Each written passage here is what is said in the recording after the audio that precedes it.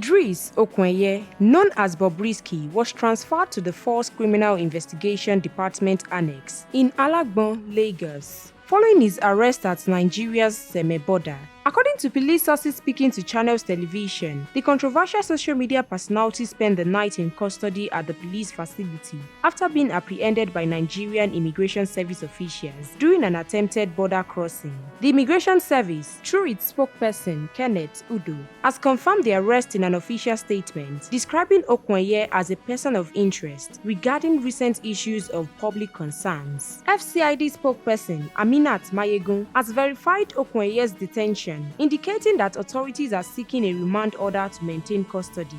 Police sources revealed that Okuneye was brought to the FCID facility around 10 p.m. on Monday, following his interception at the border. The Nigerian Immigration Service maintains that the arrest aligns with their commitment to border security. Officials have stated that Okuneye is currently undergoing interrogation and will be transferred to the appropriate authorities for further action. Law enforcement sources indicate that Okuneye remains at the facility, while authorities await further directives regarding his case. Stay informed with news updates at NaijaNews TV.